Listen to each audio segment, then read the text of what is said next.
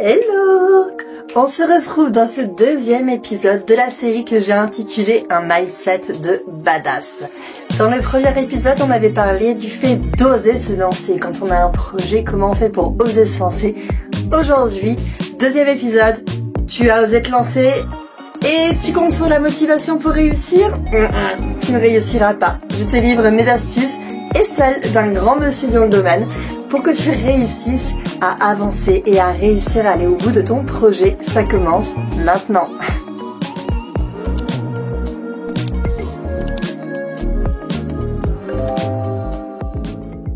Donc je ne serai pas seule pour cette vidéo. Non, je n'ai pas de guest. Par contre, j'ai un livre avec moi. Et s'il y en a un, tu dois acheter. Si tu veux te lancer dans un projet et que tu n'as pas beaucoup d'argent pour te former, vraiment, ce livre, Un rien peut tout changer, Atomic Habits en anglais, de James Clear, c'est une pépite. D'ailleurs, si tu regardes, je l'ai clairement... il est surligné de partout, il est trombonné, il est post-ité, il est abîmé. C'est une pépite. C'est un game changer. Vraiment, moi, c'est... je pense à 60% grâce à ce livre que j'ai réussi à travailler mon mindset. Et aujourd'hui, je t'ai livré quelques clés. Évidemment, hors de question, je suis autrice, ne l'oublie pas, j'écris des livres, il est hors de question que je te dévoile l'intégralité d'un livre, parce que ça ne se fait pas. Par contre, je vais te parler, je vais m'en servir comme tremplin et je vais te parler de mon cas personnel et d'autres exemples pour que tu puisses enfin savoir comment on fait pour aller au bout d'un projet. Alors, tu as un projet, c'est super. Ça peut être le projet de marcher 30 minutes par jour, ça peut être le projet d'écrire un livre, ça peut être le projet de manger équilibré, c'est génial. Mais si tu t'arrêtes là, tu n'y arriveras pas. En fait, au début, quand j'ai souhaité écrire un livre, je me suis dit, ok, super, j'ai le projet d'écrire un livre. Top! J'étais très motivée. Et il est là, le mot piège, l'erreur la plus fondamentale pour moi, elle est là, c'est le mot motivé. Parce que j'ai longtemps entendu que la motivation et que le temps, mais ça c'est un autre sujet, que la motivation arrive. Je me disais, cool, j'écrirai mon livre quand je serai motivée. Ah, quand je serai motivée, je pourrai écrire plein de trucs. Je m'installais sur mon ordinateur, pas d'inspiration, j'arrêtais au bout d'1 minute. Et je trouve qu'on a tendance à souvent arrêter des projets juste à cause de cette motivation qui ne vient pas. Et pourquoi la motivation ne vient pas? C'est parce qu'on pense en objectif alors qu'on devrait penser en moyens. Et si tu n'as jamais vu les choses sous cette perspective, je t'invite vraiment à regarder le restant de cette vidéo parce que ça risque de peut-être révolutionner l'avancée de ton projet. J'adore parler en métaphore, c'est peut-être une déformation professionnelle de mon travail puisque je suis professeur. L'objectif, imagine tu es dans ta voiture, tu veux mettre le cap sur Nice, l'objectif c'est ta destination, c'est Nice. Dans ton GPS, tu vas écrire Nice. Ok, moi je vais en Alsace, on va dire que je pars de Strasbourg. Objectif, aller de Strasbourg à Nice. Ok, mais tu vois tout ça là, et même souvent c'est même trop long. Mais ça, ce sont les moyens. Quelle route tu vas prendre? Tu vas passer par quelle autoroute, par quelle départementale, par quelle nationale? Péage ou pas péage? Est-ce qu'on a assez de... Est-ce que la voiture est en bonne condition pour aller jusqu'au sud de la France? Est-ce qu'on a assez d'argent pour payer l'essence et les péages? Et l'essence, on a pensé à en mettre? Toutes ces questions, ça ce sont les moyens. Et c'est ça qui te prend la tête. L'objectif, finalement, c'est facile. Je veux aller à Nice, ok? Vas-y. Non, plus compliqué maintenant. C'est plus facile à dire qu'à faire. Et donc les moyens, ça va vraiment être sur ça qu'aujourd'hui j'aimerais qu'on se focus dans cette vidéo, c'est sur les moyens et comment on fait pour définir nos moyens et puis surtout pour ne pas se tromper en route, etc.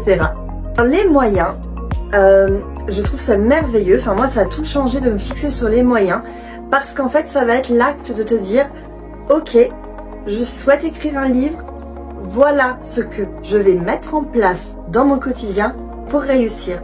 En fait, si tu veux, l'objectif, ça reste quelque chose d'hyper abstrait comme notion. Je veux marcher 30 minutes par jour, je veux manger équilibré. Ouais, super, bravo, manger équilibré, meuf. Ouais, mais c'est quoi manger équilibré? Donc tu as ton objectif et tu vas avoir tes moyens. Les moyens, ça va être tous les processus qui vont mener au résultat. C'est grâce à quelles étapes que tu vas parvenir à te rendre jusqu'à Nice. Grâce à quelles étapes tu vas parvenir à manger équilibré, à faire du sport, à écrire un livre. Je vais prendre mon exemple, écrire un livre. Je pédalais vraiment dans la smoule. Elle existe, cette expression? Bref, clairement, il se passait rien dans ma vie d'autrice pour plusieurs raisons. Alors, la première, la plus importante, c'est que je ne me considérais pas comme une autrice au niveau de mon identité. J'avais du travail à faire, mais ça fera vraiment l'objet d'une future vidéo parce que le travail sur ton identité, que tu souhaites arrêter de fumer, que tu souhaites perdre du poids, que tu souhaites écrire un livre, c'est capital. Mais on en parlera plus tard. En réalité, je n'avais pas de routine et c'est là que les moyens vont devenir très importants. C'est comme si on disait, et ça va te sembler idiot ce que je veux dire, mais pour aller à Nice, il faut que tu prennes un moyen de transport. Ce sera la routine dont tu vas avoir besoin. Ça te semble idiot. Mais tout comme ça semble idiot de dire pour écrire un livre, il faut que tu te poses et que tu écrives. Oui, sur le papier, à l'oral, ça semble idiot. Mais crois-moi, dans le quotidien, c'est bien plus compliqué. Donc, j'ai réussi à écrire mon livre lorsque j'ai mis des moyens qui étaient définis et qui étaient très clairs. Voilà, alors à l'époque, j'étais directrice d'école, je devais partir très tôt au travail, donc ça ne m'empêchait pas d'écrire. Mon moyen, c'était de me dire, tous les jours, à 5h30 du matin, mon réveil va sonner, je vais me lever et je vais écrire pendant 1 heure. C'est ça mon moyen. Et pour parvenir à ce moyen, j'avais mis d'autres petits moyens en place. La veille, je préparais tout ce dont j'avais besoin pour écrire. Je préparais mes carnets sur la table du salon, les stylos, dans la cuisine, je préparais tout ce qu'il fallait pour préparer mon petit-déj. L'ordinateur était chargé, le casque était chargé, des petits détails comme ça. Mais en fait, c'est super important. Et pourquoi c'est important d'avoir des moyens bien définis? Parce que c'est ça qui va cultiver ta motivation. Et la motivation, c'est hyper important. Car c'est le plus gros bullshit de tous les bullshit de l'univers pour moi. C'est de penser que la motivation existe. Ça n'existe pas, selon moi. Cela n'engage que moi. Si j'avais dû attendre d'être motivée pour écrire mes 2 livres, ils ne seraient jamais entre mes mains. Je n'aurais jamais écrit des livres. Pour la simple et bonne raison que selon moi, la motivation n'existe pas. Je peux t'assurer que aucun matin, lorsque mon réveil sonnait à 5h30, aucun matin, je n'étais motivée pour me lever et pour aller écrire pendant 1 heure. Clairement, absolument. Tous les matins, j'avais envie d'éteindre mon réveil, de le mettre 1 heure plus tard et de dormir 1 heure en plus. Donc, je ne me levais pas parce que j'étais motivée, je me levais parce que j'étais disciplinée. Mais ça aussi, on pourra en parler plus tard. Et donc, les moyens, pour prendre d'autres exemples, c'est un peu l'art de rendre les choses plus faciles. Quand je voulais marcher 30 minutes par jour, le temps d'ancrer cette habitude, je m'étais mis des choses. Par exemple, je marchais en rentrant du travail et je m'étais mis le moyen de ne pas entrer dans ma maison pour chercher les affaires de marche, notamment les chaussures. Parce que, tu connais certainement, c'est le piège. Tu rentres chez toi, tu poses ton sac, attends, je me pose 2 secondes, je sors le téléphone, je scroll, laisse tomber, tu veux aller marcher, il fait nuit.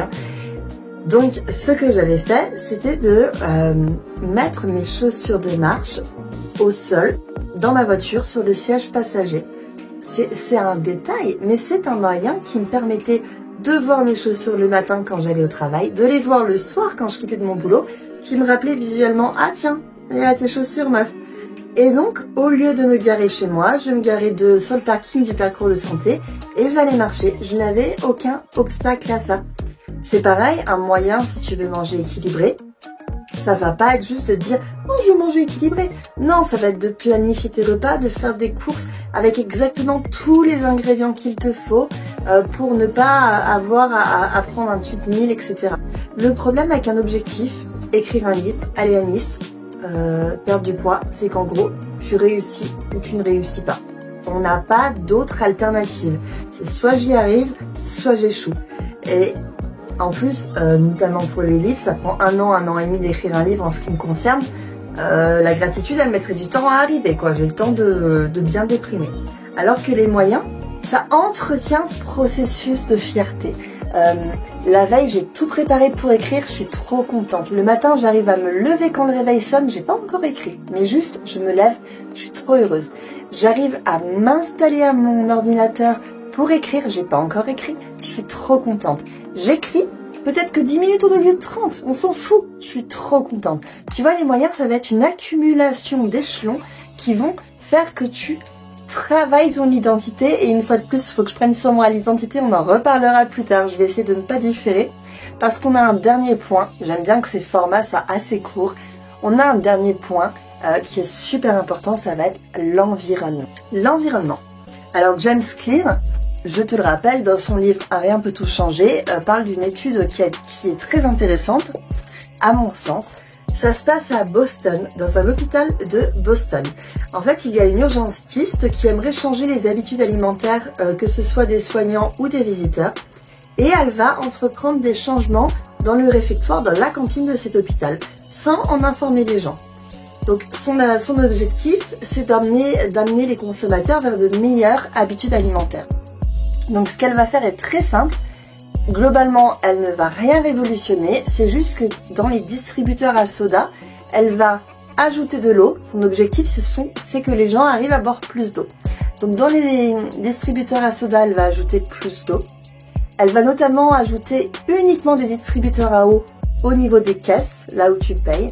Et puis, elle va juste mettre plus de fontaines à eau, elle va rendre l'eau visible. Il y avait déjà de l'eau en vente avant, évidemment. Mais là, elle va essayer de la rendre beaucoup plus visible. Et puis, les résultats ne se font pas attendre. Après quelques semaines, il y a 25% de vente d'eau en plus. Et la consommation de soda a baissé de 15%. Elle n'a pas fait de communication sur ça. Elle n'a absolument rien fait, à part changer visuellement ce qu'on voit et ajouter des déclencheurs. Et ça marche tout seul. Et ça, c'est la magie de l'environnement. Je te prends un exemple. Je voulais manger plus de fruits. Le jour où j'ai décidé que je voulais manger plus de fruits, le jour. Depuis que je vis seule, donc depuis que je vis plus chez ma mère finalement, je veux manger plus de fruits, j'ai jamais réussi. Puis, j'ai lu ce livre-là. Et révolution. Je veux manger plus de fruits. Où est mon déclencheur? Mon déclencheur, ce sont les fruits. Il faut que je les voie. Et là, je me suis demandé, mais tiens, elle est où ma corbeille à fruits? Ma corbeille à fruits, peut-être comme chez beaucoup de personnes, elle se situe tout en haut de mon frigidaire, de mon frigo. Et en fait, je ne vois pas les fruits. Pour que je mange un fruit, il faut que je me dise « Oh là là, j'ai très très envie de manger un fruit. Ah mince, c'est vrai, il va falloir que je les lave. Et puis en plus, il faut que je me déplace. Ah mince, oui. » Ça, c'est pas ce que je me dis, c'est ce que mon cerveau se dit. Parce que on se dit beaucoup de choses sans s'en rendre compte. Moi, je vais manger un fruit, mais mon cerveau, il va se dire « Attends, t'es posé sur ton canapé, c'est relou. Il faut que tu cherches un fruit, il faut que tu tendes la main. En plus, ton fruit, il faut que tu le laves parce que c'est chiant. En plus, le fruit, ça goûte un peu, donc il te faut un essuie-tout. Ce serait tellement plus simple que tu prennes un petit gâteau là dans ton tiroir. T'as juste à tendre le bras, à l'attraper, tu te poses tranquille. » C'est ça qu'il se dit mon cerveau.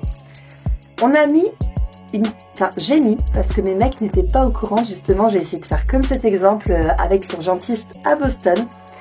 J'ai mis en place une toute petite transformation de notre environnement et on a complètement arrêté de manger des gâteaux, on a mangé que des fruits.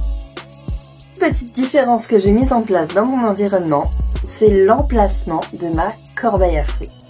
Au lieu de la laisser tout en haut de mon réfrigérateur, je l'ai déplacée et je l'ai mise au centre de ma table basse au salon. Et je ne me suis pas arrêtée là, parce que ça ne réglait pas mon problème de laver le fruit, de se déplacer, nana. J'ai également mis la boîte de mouchoirs pas loin, comme ça, les gouttes, tout ça, plus d'excuses. Et surtout, j'ai lavé les fruits en avance. Ça veut dire que il faut pas oublier que le corps, il est feignant. L'objectif de notre corps, c'est clairement... c'est la loi du moindre effort et c'est une très très bonne chose d'ailleurs, c'est pour notre survie, donc je suis pas en train de dire que c'est pas bien, au contraire. Et ce qui est chouette, c'est quand on sait qu'on peut manipuler tout ça, c'est à dire que même si mon corps me réclame du sucré, au niveau attention, je parle pas du sucre des fruits, je parle de l'autre sucre que tu connais très bien certainement, Eh bien pour l'avoir, il faut que je me lève jusqu'à ma cuisine et puis j'étais allée plus loin parce que les gâteaux industriels qu'on m'achetait, au lieu juste de les mettre dans un tiroir, je les avais mis dans un tiroir mais dans une boîte qui était eux-mêmes dans une autre boîte. Donc tu vois, c'était compliqué d'obtenir un gâteau.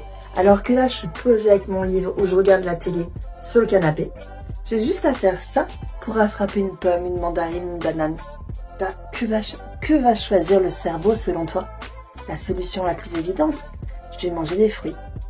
Et on s'est mis à consommer des fruits. En fait, c'est simple, j'ai quadruplé nos achats de fruits par semaine. Quadruplé. Ce qu'on mangeait avant en 2 semaines ne nous suffisait pas pour 3 jours. Enfin, 3, 6, 9, 12, tu vois, c'est même pas quadruplé, c'est quintuplé. Je ne sais pas si tu te rends compte. Avec le simple fait de déplacer les fruits, mais simplement parce qu'on les voyait. Après, je suis allée un petit peu plus loin. J'ai acheté des oléagineux, des amandes, et puis je les ai aussi mis sur la table basse. Mais ça n'a pas fonctionné. Ça n'a pas fonctionné parce que je les avais mis dans un petit bocal, mais ils n'étaient pas transparents. Donc je ne voyais pas les amandes, je ne voyais pas les noix, les noisettes. Et donc ça ne fonctionnait pas parce qu'on n'y pensait pas. Donc j'ai acheté un bocal, enfin je n'ai pas acheté, j'avais un bocal transparent, j'ai juste transvasé et d'un coup mon mec se mettait à picorer tel un écureuil ces petites noisettes non-stop. Voilà, l'environnement c'est capital. Donc pour récapituler, quand tu as un projet, je t'invite à ne pas penser en termes d'objectifs. L'objectif c'est bien, c'est ton cap, mais ça ne va pas te permettre d'arriver à Nice. Pense en termes de moyens, de quoi tu as besoin, et puis surtout sois précis. À telle heure, je vais faire ça, pendant tant de temps, à tel endroit. Voilà, il faut vraiment être très précis. Moi, je savais qu'à 5h30, mon réveil sonnait, qu'à 5h40, j'étais assise sur ma table à manger en train d'écrire pour 2 sessions Pomodoro. C'est 25 minutes d'effort, 5 minutes de pause. Et que je m'arrêtais à la fin de la 2e session. C'était acté. En fait, il faut que ton cerveau n'ait pas à réfléchir. C'est déjà dur de se lever le matin. Ensuite, donc ça ce sont les moyens, puis ensuite l'environnement. Si quand je me lève à 5h30, je prends mon ordinateur, je m'aperçois qu'il a plus de batterie, il faut que je cherche mon câble, je sais pas où est le câble, relou, il faut que je le cherche. Ensuite, j'aime bien écrire en musique, donc il me faut un casque. Je trouve pas le casque, parce qu'en fait mon fils me l'a emprunté la veille et j'ai pas vu, je vais sur la pointe des pieds dans sa chambre le chercher, il a plus de batterie, vas-y, c'est mort. Donc l'environnement c'est tout préparé, c'est super important. Pense à l'exemple des fruits ou à l'exemple de l'eau à l'hôpital de Boston. Moi, j'adore faire du sport dès le réveil. Et bien, pour ancrer cette habitude, je préparais toujours tout ce qu'il me fallait la veille avant de me coucher pour être prête à faire du sport au réveil. C'est-à-dire que c'est visuel. C'est une habitude que je n'avais pas. Donc, visuellement, dès que j'ouvrais la porte de ma chambre, ouf, je tombais nez à nez avec mon tapis de gym, mes petits plots là, j'ai plus le nom pour le yoga, mon gros boudin, etc. Mon élastique et surtout mon ordinateur était au pied du tapis et la vidéo YouTube que je souhaitais faire pour ma séance de yoga était déjà prête. Je l'avais cherché la veille, j'avais juste à mettre lecture. Aucune excuse. L'environnement c'est super important. Voilà. C'est sur ça que je vais arrêter cette vidéo, sur mes clés pour oser se lancer. Donc pour récapituler, car j'aime bien faire toujours une petite conclusion, n'oublie pas, ça s'appelle la métacognition. D'ailleurs, c'est ce qu'on fait beaucoup en classe, c'est rappeler aux enfants ce qu'on a appris. Parce que si tu le fais pas, quand tu récupères ton enfant le soir et que tu lui demandes ce qu'il a fait à l'école, il va te répondre rien. Et quand on fait de la métacognition à la fin de la journée, il aura peut-être plus de choses à te répondre. Donc on récapitule.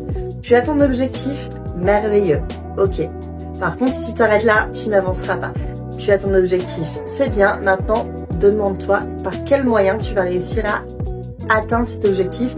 Pense à Strasbourg, pense à Nice et demande-toi toutes les questions que tu te poserais pour y aller. Avion, train, voiture, quelle route, péage, machin, bidule, truc. Ok, on est bien.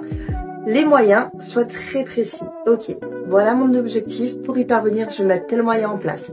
À telle heure, je vais faire ça et je vais le faire à tel endroit. C'est super important que tu aies la réponse à ces 3 questions parce que moins tu as de flou dans ton cerveau et plus tu te garantis d'aller jusqu'au bout.